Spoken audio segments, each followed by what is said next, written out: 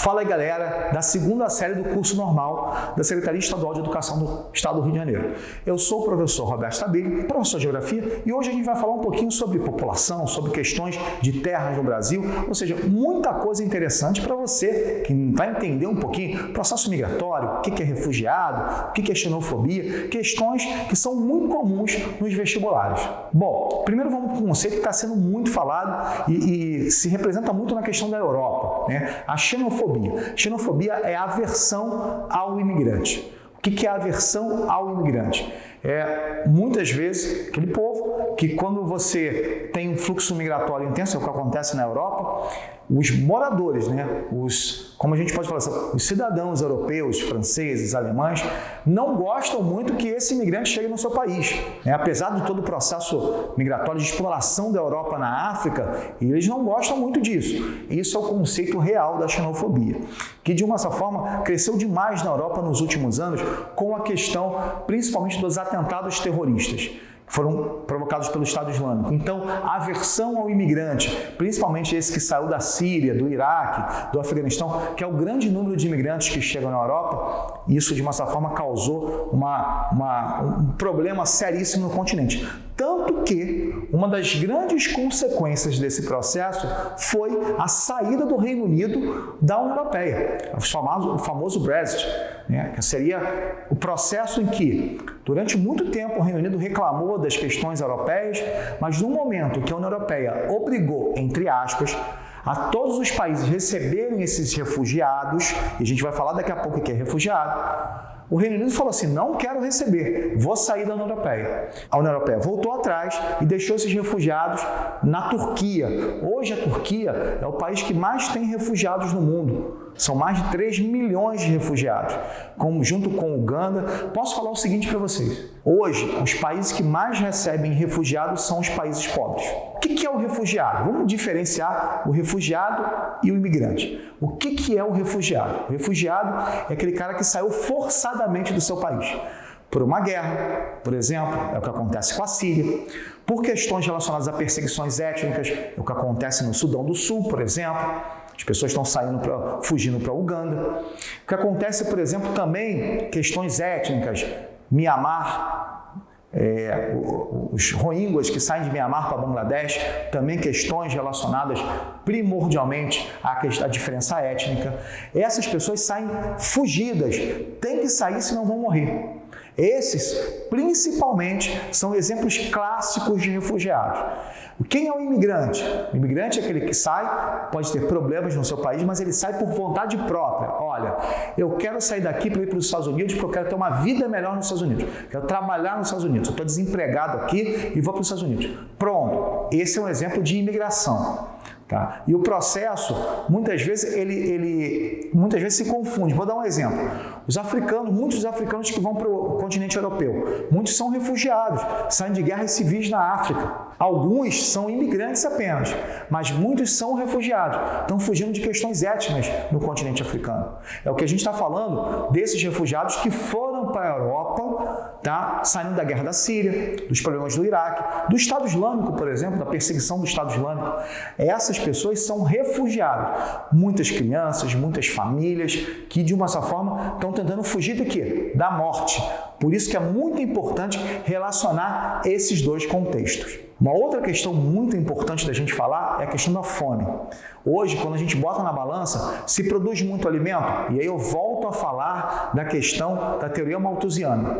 Se produz alimento?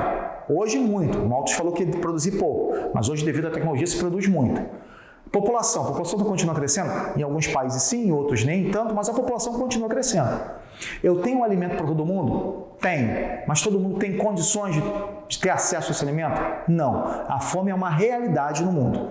E a fome é uma realidade por quê? Por causa da desigualdade social. A distribuição irregular da renda, a desigualdade, é o elemento fundamental que traz a fome no mundo. E o processo, ele é dessa forma. Às vezes tem países que produzem alimentos, mas a sua população passa fome. Então, essa questão é uma questão gravíssima.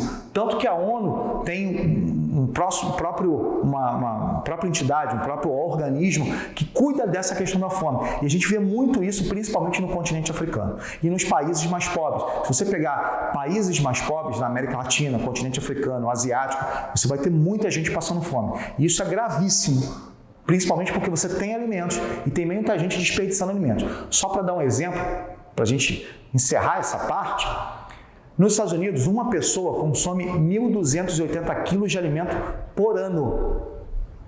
Na África, esse número está batendo aproximadamente 90 quilos. Olha a diferença disso.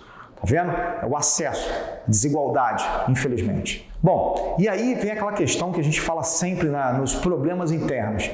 Será que a gente tem, como a gente pode falar assim, a segurança alimentar? Será que a gente tem alimento para todo mundo? Mas esse alimento chega à população? De uma certa forma, essa é uma questão que a gente está debatendo agora. Realmente não chega. A desigualdade faz com que o pobre não tenha alimento na sua casa. E isso, para mim, é um do elemento mais grave que a gente tem em termos de sociedade. Outras questões importantes é levar em consideração a dinâmica climática, né? Eu sei pelo seguinte, vou dar um exemplo novamente dos gafanhotos. Os gafanhotos atacaram o chifre africano, que é uma parte muito mais vou colocar nordeste da África, e causou um estrago nas plantações no Egito, na Etiópia e em vários outros países. Isso também afeta literalmente os problemas relacionados à questão da segurança alimentar. Também atingiu a Itália, por exemplo, ou seja, as mudanças climáticas, questões relacionadas ao meio ambiente, também são importantes para a gente relacionar isso. Uma outra questão bem interessante para a gente falar é o seguinte, é o protecionismo dos países. Os países ricos hoje, eles têm que comercializar com todo mundo, né? E talvez podia ajudar ainda mais os países mais pobres. Entretanto, eu vou dar um exemplo do Brasil com os Estados Unidos, o protecionismo. Os Estados Unidos, por exemplo, protegem o seu mercado. Há pouco tempo, nós vendíamos ferro para os Estados Unidos e os Estados Unidos falou assim, olha, não quero mais comprar ferro do Brasil porque eu vou incentivar a minha produção interna. Isso é um protecionismo. Vou dar um outro exemplo mais longe ainda. A gente produz etanol. E a gente estava vendendo muito etanol com a cana-de-açúcar. E os Estados Unidos produzem etanol do milho. Só que a concorrência era muito desleal. Parece que o Brasil estava ganhando muito mercado. Os Estados Unidos foi à ONU, à OMC, e criticou o Brasil, quase penalizou o Brasil. O Brasil teve que parar de vender cana-de-açúcar, aspas, do etanol. Por quê? Porque estava concorrendo com os Estados Unidos. Isso é o quê? Protecionismo. Então, hoje a gente vive num mundo também onde os países desenvolvidos se sobrepõem aos países mais pobres. E nós temos que, infelizmente, acatar isso, porque nós somos sempre punidos em relação e sofremos com essa questão desses embargos protecionistas. Uma questão, já que a gente falou de etanol, falamos de plantação de cana-de-açúcar, uma das questões que já é uma questão histórica do Brasil, a gente já falou isso em outras aulas, é a questão do latifúndio, né? Primeiro, o que é o latifúndio? O latifúndio é grande propriedade de terra. E esse latifúndio está no Brasil há quanto tempo? Na verdade, quanto tempo o Brasil é dividido em latifúndios? Não que o Brasil todo seja dividido em latifúndios. Eu estou falando que parte do território brasileiro, quase grande parte do território brasileiro, tem os seus latifúndios, como você tem as pequenas propriedades. No entanto, quem domina são os latifúndios. O latifúndio é a grande propriedade rural, que surge lá na época das capitanias hereditárias, que nós falamos pra caramba aqui, esse processo todo, e é isso mesmo. E hoje esses latifúndios, muitos são improdutivos. E isso que se questiona o que nós chamamos de reforma agrária. O que é reforma agrária? A reforma agrária seria a redistribuição de terras para a população que precisa, para o pequeno agricultor que precisa plantar. Entretanto, nós sabemos muito bem que isso é muito difícil no Brasil. Na verdade, muito difícil mesmo. E as questões estão muito relacionadas com essas terras improdutivas. Por isso que movimentos sociais estão tentando incentivar essa reforma agrária, que seria necessário para a gente tentar diminuir essa desigualdade no Brasil. Os problemas relacionados a isso são gigantescos, principalmente no campo, onde a desigualdade é maior. Então, se nós tivéssemos uma divisão melhor das terras, certamente o Brasil seria mais igual, e menos desigual. Acho que o processo está muito relacionado a isso. Bom, galera, esse assunto é um assunto mais polêmico, mas é um assunto tranquilo da gente analisar, porque em provas é muito comum cair isso, a gente entender o que é xenofobia, o que é imigração, o que é questão latifundiária, quais são esses processos todos. Então, tudo isso está relacionado ao nosso cotidiano, tá? Não muda nada do nosso cotidiano.